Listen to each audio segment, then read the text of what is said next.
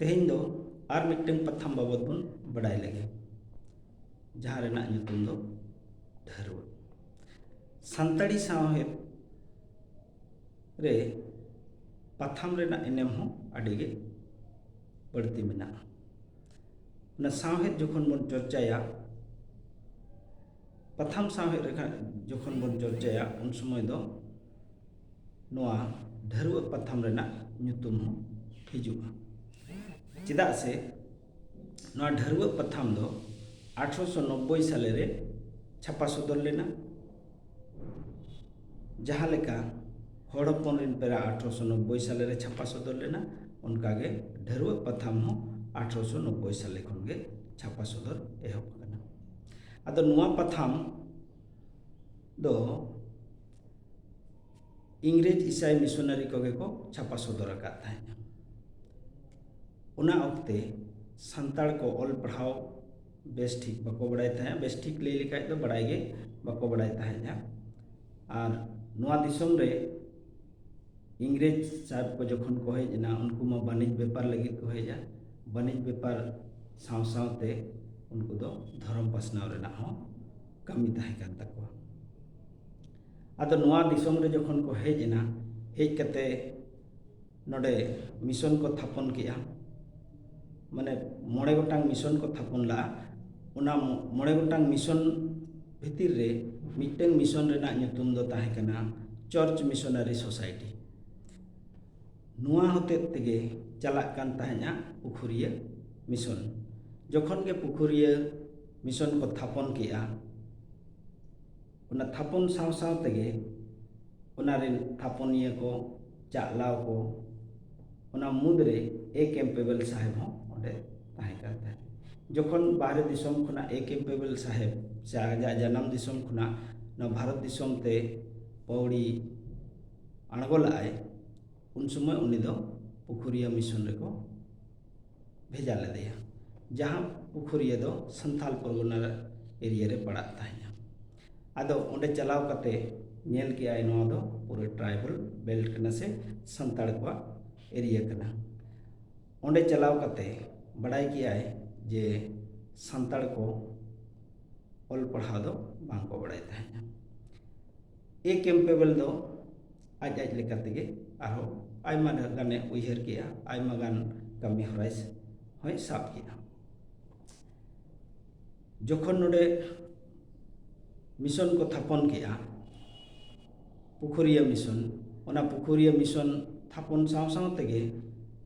ए Campbell साहेब दो mitten छापाखाना होय बैसाव किया जहाँ छापाखाना खुना अब 1890 साल खज गे ढारुआ ᱧᱩᱛᱩᱢ ते मिटन पथामे छापा सदर गया आ नुआ पथाम दो चांदो किए पथाम ताहे कना से मिट चांदो रे मिटन ओडको ताहेना आदो नुआ पथाम रे दो जिसुआ जीवन कथा ना संताड़ते सेरें कुदुम मेन कथा भेंता कथा बावली आयमा आर लोकोमा कथा को ताहन ताहना बढ़ती करते दो सेरें कुदुम कहानी नुआ कोते दो भागी गे गा गाबानो ताहना और जतो लेखा रेगे जिसुआ जीवन कहानी दो कटिक कटिक ताहन ताहना नुआ पथाम दो रोमन हरफ सानताड़ी पारसीते छापा सदर एहब कना आदो नोडे जदि बन नेला सानताड़ी पथाम दो चेदा भारत दिसम रे दो रोमन हरफ तेको छापा किया आदो पोइलो रे जदि बन नेला जे सानताड़ को दो ओलो पढ़ा बांको बड़ाई ताहेना नोआ भारत दिसम रे ना जहाँ तीन आरो पारसी ताहे कना जहाँ तीन लिपि ताहे कना ओना सला दो सानताड़ को दो उना जोपड़ाव दो बांग को ताहे कना माने बांग लेका गे ओलो पढ़ाव ते दो आड़ी कमजोर को ताहे कना आको लेका ते दो सिखनत दो को ताहे कना आको जीवन चे लेका ते खंडाव हुआ ओना कोते दो को भागी गे ताहेना मेनखान ऑल पढ़ाव रेना जहाँ सिखनत ताहे कना ओना सिखनत ते दो को तायनम रेन ताहेना आदो नोडे को नेल के कोआ सानताड़ को मा ओका पारसी ओका लिपि ते हो ओलो बाको बड़ाया एनखान नुकु दो नुकु लगित ते अब बांग्ला जबन चेदा माने मिशनरी को जदि बांग्ला को चेदा ताले नुकु सान्ताड़ को बांग्ला बाको बड़ाया बांग्ला हरफ हो बाको बड़ाया बांग्ला रड़ हो बाको बड़ाया आदो उनको दो को ठौका किया अब दो रोमन हरफ तेगे सान्ताड़ी पार्सी दोबन चर्चाया रोमन हरफ तेगे सान्ताड़ी पाथाम बन छापाया जागे ये हुआ उना को दो उनका लेका तेगे बन छापाया चिकते उनको उना माने हरफ तेगे ऑल पढ़ाओ को जदि बन आयुर को ताले खाय दो लगन को चेदा अब हो लगन बन चेदा ए कैंप वाला कमी दो चेत कान ताय ताया ए कैंप वाला कमी दो नवा भारत दिसुम रे हेज कते ईसाई धर्म पासनाव रेना गेताय आसल कमी दो आदो जखन नवा धर्म पासनाव रेना कमी रे जखन आणगोयना आरे चलाक कना आतु आतु तखन नेलेआ सान्ताड़ को आडिगान सान्ताड़ को नेल के कोआ ओलो पढ़ा में बाको बड़ाया तारपर साहेब नेलते हो कटी को नीर ताहेना चिकते उनको पोशाक कोगे आलादा ताहेकना और सान्ताड़ को पोशाक में नेतार हम नेल ᱧᱟᱢᱮ ᱜᱮᱭᱟ ᱪᱮᱫ ᱞᱮᱠᱟ ᱢᱮᱱᱟᱜ ᱠᱚᱣᱟ नितो कटिज चुलुंग को ये ᱧᱚᱜ ᱠᱟᱱᱟ एनहो आतु दिसोम रिन होड़ दो आतु दिसोम रिन होड़ा पोशाक दो नितो हो उनका लेका धारा गे मेना कटिज चुलुंग पहिल खोज दो को बदल कना आदो नोडे जखन धर्म पासनाव रेना कमी रे जखन आणगोयना आतु दिसोम में चलायना नेल के आय से बड़ाय ᱧᱟᱢ के आय नोडे दो नुकु दो सान्ताड़ी मिटन पार्सी कना जहाँ पार्सी ते दो दोमे को कुसिया उनको लेकाते दो सेरेन कहानी कुदुम आयमा ढेर जिनिस ᱧᱟᱢ के पंजा ᱧᱟᱢ के आय आदो कैंपेबल साहेब हो सान्ताड़ी चेदो रेना रिका किया सान्ताड़ी चेद कते उन्हें सेरेन को आड़ी जुरे कुसियाते सेरेन को गड़ाव किया सेरेन को छादाव किया सेरेन को आंजम किया और उन्हें कमी रे आणगोयना और पथाम रे हो उना सेरेन को आजा गाबान सेरेन को छापा सुदरे एहब किया नुंका नुंकाते आयमा दिन चलावेना आदो नुआ पथाम चलाव हचो लगित नोडे आरो किछु हड़ को एनेम मेना नुआ पथाम चलाव हचो लगित ते झरिया रेनी राजा मिट्टी झरिया रेनी राजा दूसर दो हुयुक कना टोंडी रेनी राजा और तेसर दो हुयुक कना एफटी कोल साहेब जहाँ दो मिशनरी कान ताहेना नुकु को सला ए कैंपेबल साहेब किनबांग मिशनरी को गालमाराव किया जे नुआ पाथाम चलाव लगिते आपया गड़ो सपोर्ट एमोते उन समय झरिया रेनी राजा टोंडी रेनी राजा नुकिन कथा की एमा को ताहेना नुआ सान्ताड़ी पाथाम लेताड़ गे छापा चला मा मेनते नुआ लगिते जागे दरकार पड़ा आलिन गड़ोलिन एमोआ माने कौड़ी गड़ो और जहाना जुदी उनकाना गड़ो जुदी हुयुआ उना को लगिते दा उनकिन हो हे सिकर कते और लेताड़ गे पाथाम छापा सदरो मा मेनते को रिका किया और लेताड़ गे छापा सदरेना उना साथे एफटी कोल साहेब जहाँ कन ताहे उनी मा मिशनरी कान ताहे उनी हो नुआ पाथाम लेताड़ गे चला मा मेनते उनी हो आजा ऑल बिल को नुआ पाथाम रे लेताड़ गे छापा सदरे लगिते सदरा को ताहे एमा को ताहे जहाँते पाथाम लेताड़ गे चला ताहे मिटन पाथाम लेताड़ लगिते दो आयमा गान जिनिस दरकारवा माने कौड़ी हो दरकारवा और उनारे ऑल तल हो दरकारवा आदो नोडे दो नुकु गोटा सेत खन गड़ो को नाम किया जेतु कौड़ी रेना आनाट जहाँ जुदी हुयुक खान बारिया राजा किन ताहे कना उनकिन गड़ो किन एमो ताहेना और नोडे जहाँ ऑल तल रेना जहाँ आनाट को जुदी हिजुक खान एफटी कोल माय गड़ो आको कान ताहे उनाते पाथाम दो आडी मोज तेगे छापा पार्सल एहब लेन ताहेना और चला कान ताहेना इने तायनम बन नेला कोल साहेबा उयहर एफटी कोल साहेबा उयहर दो चेत ताहे कना चेदा उनी नोआ पथाम सलाए जोपड़ाव अकान ताहेना। एफ.टी. कोल साहेबा उयहर दो ताहे कना नोआ पथाम दो ᱧᱩᱛᱩᱢᱟᱱ पथाम हुयुमा मेनते। ताले ᱧᱩᱛᱩᱢᱟᱱ पथाम जदि हुयुआ ओना लगित मा आयमा ढेर दुरीब दरकारोआ, आयमा किछु जिनिस दरकारोआ, माने एमनिते मा बांग गानोगोआ। आदो ओनाते उनी दो आज जहाँ तिनाक के बड़ाय ताहे, जहाँ तिनाक चेत ला ताहेया यार जहाँ तिनाक खंदरन कते ᱧᱟᱢᱮ ताहे ओना को ओना पथाम रे छापा सदर ताहे।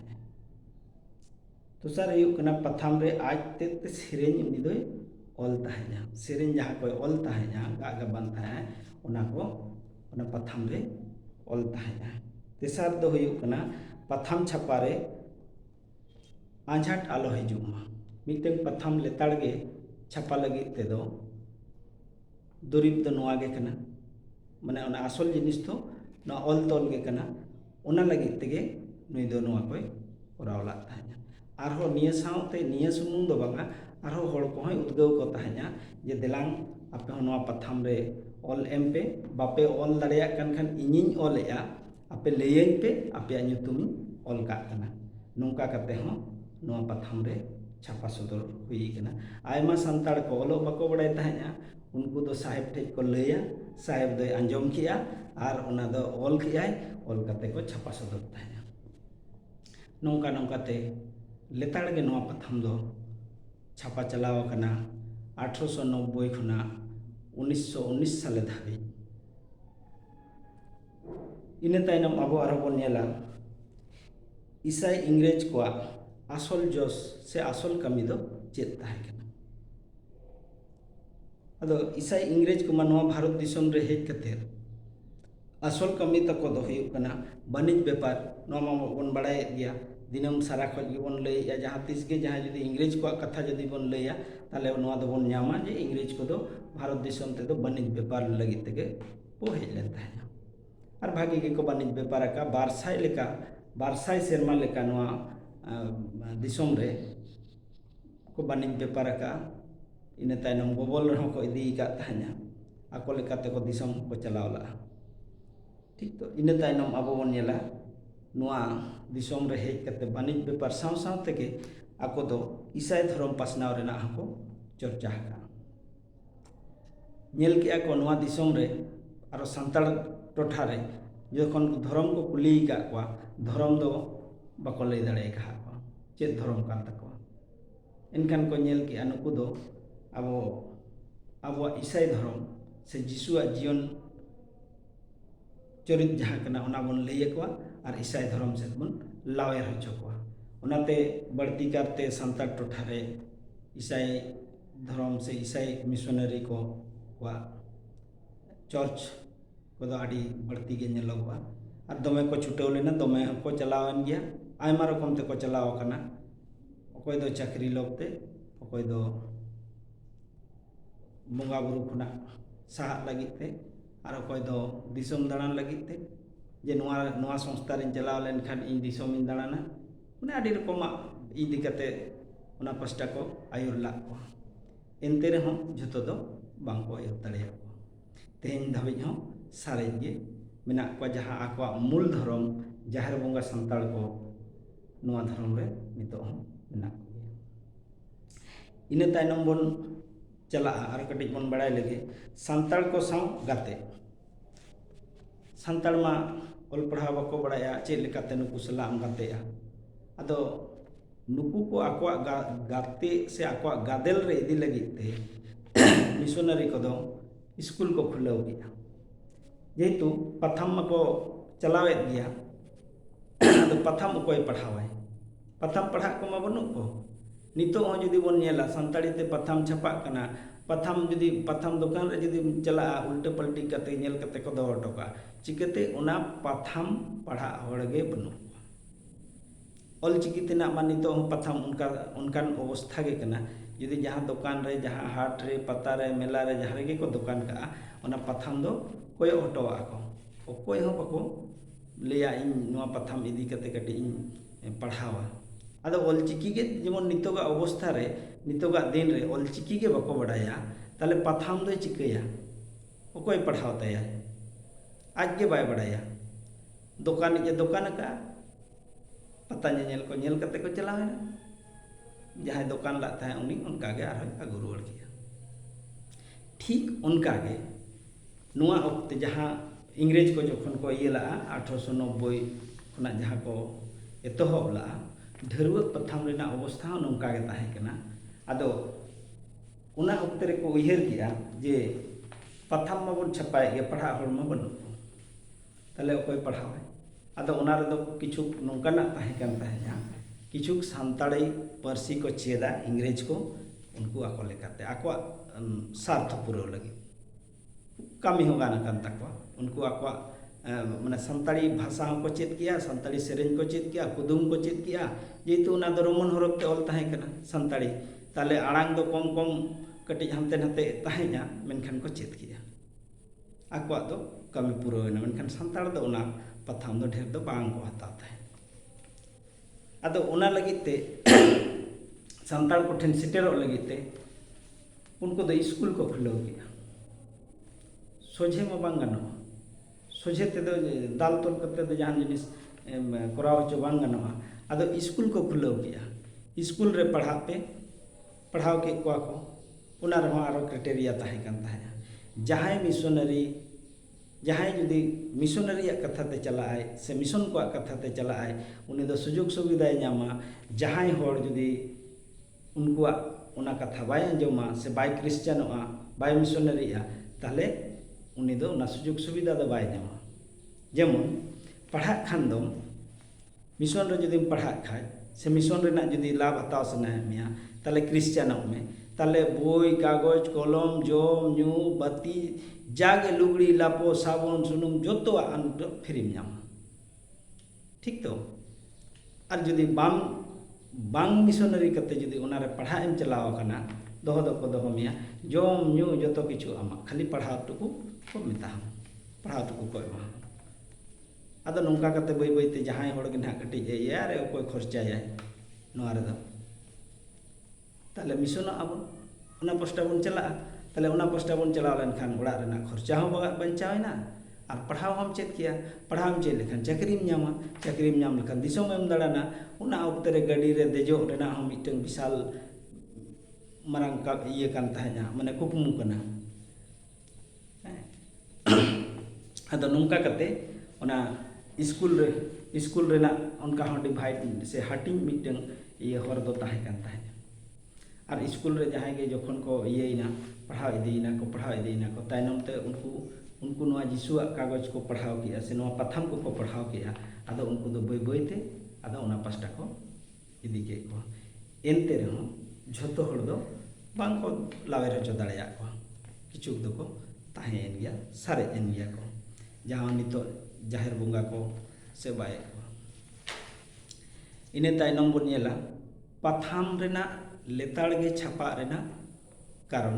नवा मिदो और लई हुई लेन ताया आरो दूसरा ते कटी ये कने दोहरा कने 1890 साले खना 1919 साले धाबी ढेरुव पथाम दो चांदोकिए पथाम लेखा तेगे लेताड़ गे छापा सदर चलाव कान ताया माने कुड़िए माने बार गेल सेरमा बारगेल दो ना पेगेल 30 बछर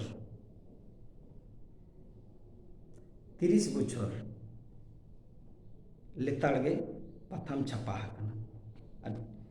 उहर दरकार अब जे अब सानताड़ नितो नुना गान सानताड़ बन सांगे कान रहो अब मिटeng पथाम बाबन जोगाव दाड़िया कना बाबन जोगाव जतन दाड़िया कना मेनकान इंग्रेज को 30 बछर धरिए जहां पथाम को लेताड़ गे को छापा सदर ला नुआ तायनम रेना राज हो कटी माने पांगते दरकार बना तबे नागे अब बन ठिकैया जे आले तिने ले केटेज और उनको तिने को केटेज थाय आदो नुआ तायनम रे ओने बन नेल किया जे बारिया झरिया राजा और टुंडी राजा और इने तायनम मिटंग मिशनरी एफटी कोल साहेब नुकु को गड़ोते अड़ी मौज तेगे चलाव कान थाय आदो नुआ दो 1890 खना 1919 साले धाबी लेताड़ गे छापा सदर एहबा ᱟᱨ 1919 ᱥᱟᱞᱮ ᱨᱮᱜᱮ ᱮ ᱠᱮᱢᱯᱵᱮᱞ ᱥᱟহেᱵ ᱫᱚ ᱱᱚᱣᱟ ᱫᱷᱩᱲᱤ ᱫᱷᱟᱹᱨᱛᱤ ᱵᱟᱹᱜᱤ ᱠᱟᱛᱮ ᱵᱚᱸᱜᱟ ᱫᱤᱥᱚᱢ ᱛᱮ ᱪᱟᱞᱟᱣ ᱮᱱᱟᱭ।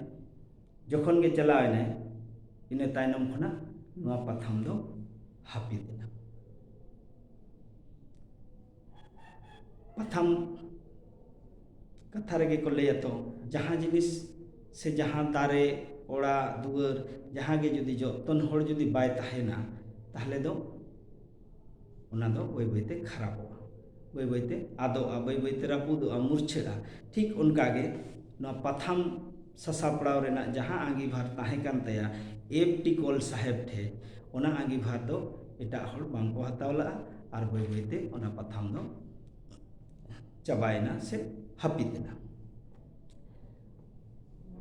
ᱱᱚᱣᱟ ᱯᱟᱛᱷᱟᱢ ᱥᱟᱞᱟᱜ ᱡᱚᱯᱲᱟᱣ ᱟᱠᱟᱱ ᱥᱟᱱᱛᱟᱲ ᱚᱱᱚᱞᱤᱭᱟᱹ ᱠᱚ, ᱚᱱᱚᱞᱤᱭᱟᱹ ᱜᱮ ᱞᱟᱹᱭ ᱜᱟᱱᱚᱜᱼᱟ ᱱᱤᱛᱚᱜ ᱫᱚ,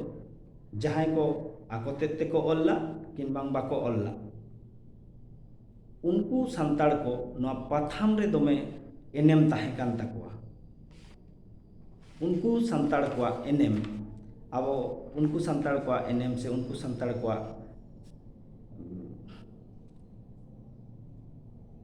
माने एनेम दो अड़ी बढ़ती गे ताकुआ उनको ᱧᱩᱛᱩᱢ गे कटी नोडे ना मेना ताकुआ उनको लay पे कना ओना ᱧᱩᱛᱩᱢ भितर रे पोइलो रे अब बन नेलिया बेंजामिन बाबूराम सोरेन, याकूब ओ सोरेन, नुका मांडी, बरियर सोरेन, जपला सोरेन, सुमन बास्के, सुमुएल किस्कू, जोसेफ हांसदा आरहों आयमा सान्ताड़ ओनोलिया को ओना ऑक्ते रे नुकु दो मिशन सला दमे जोपड़ाव को ताहे कना से मिशनरी को सला को ताहे कना ओनाते नुकुआ कथा दो कटी लगन ᱧᱚᱜ बन लई दाड़ेया कना बडाय ᱧᱟᱢ याबन आरहों नोंकान को ताहे कना जहां दो मिशन सला जोपड़ाव बांग को ताहे कना आदो उनकुआ कथा उनको ठेन खन आगु कते नुकु हर को ऑल ताहे냐 तोल ताहे냐 को आर पथाम रे को छपाय ताहे냐 उनको तो मिद रकम ओनोलिया कना को मिद रकम उनको हो गाबानिया कना को से सेरेन को संग्रह दो ला उनको होते ते नवा पथाम दो छापा सदर अकन ताहे